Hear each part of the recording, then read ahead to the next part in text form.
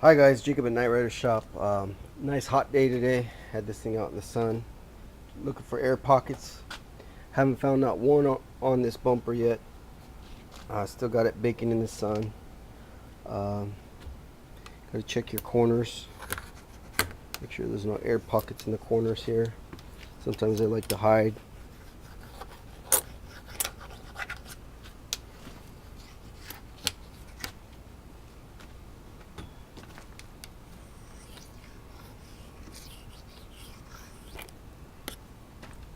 I usually find air pockets by running this thing in the side here, but this one looks pretty good.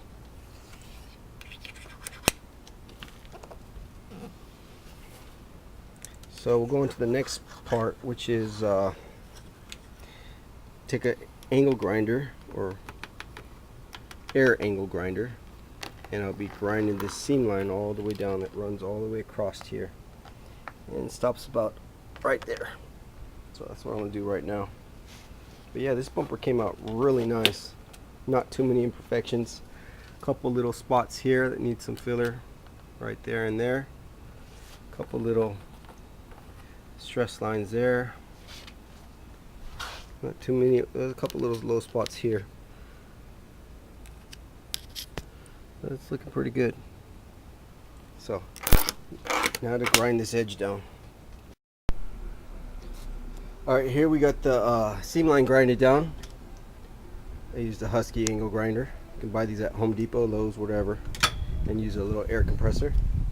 Makes it go a lot faster. You always do it by hand though.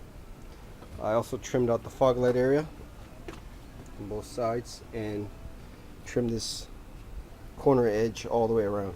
So now next thing we're going to do is wet it with some soapy water and clean off all this PVA that's still on it and the wax. Alright, just washed it off. Use some water and soap. Now I'm going to go and look for all the little imperfections. There's one right here. So I sanded the seam line down here, and there's a couple air pockets that were in there. So that needs to be filled. We'll just mark it. A couple little small ones here, right next to the mold line. A couple little tiny pinholes. I might put some filler here because it looks like a low spot there. Another low spot there. A couple little holes here. I'll probably put some filler all the way through the shelf just to even it out. A couple small holes there. Put some right here just so it's nice and smooth.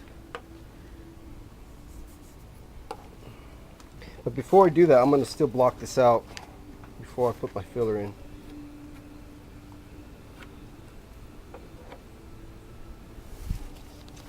Alright, so now we're going to get 180 on a sanding block and block this whole bumper out. Alright, here's the bumper after I filled all the imperfections, smoothed it all out. Always some little imperfections on that seam line. So filler on that seam line there, on the scanner bay.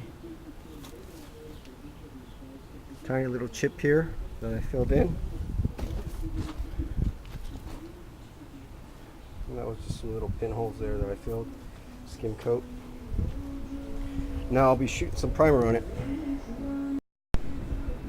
And this is the primer I'll be using, poly primer. It's black color, high fill polyester primer surfacer. It's pretty good stuff. It'll get out any little pinholes that I missed and get this thing nice and flat. It's already been blocked and it's nice and flat already, but this is just going to make it nice and smooth. Alright, here we are. Primered 4th season original bumper.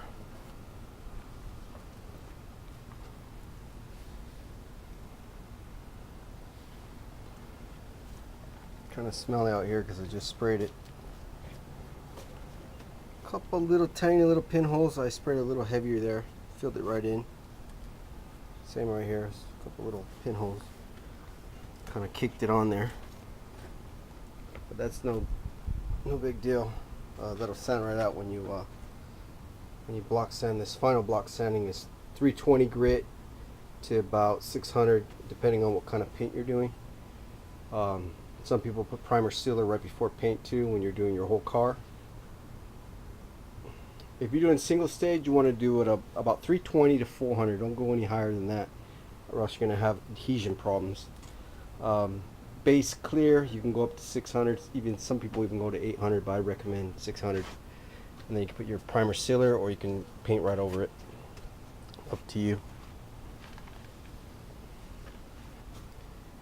And if your car's already painted and you just want to paint the bumper to match your car, I would always do the same paint color and however many coats you put on your car, you'd want to do on this bumper, or else you might have some variances in shade and color.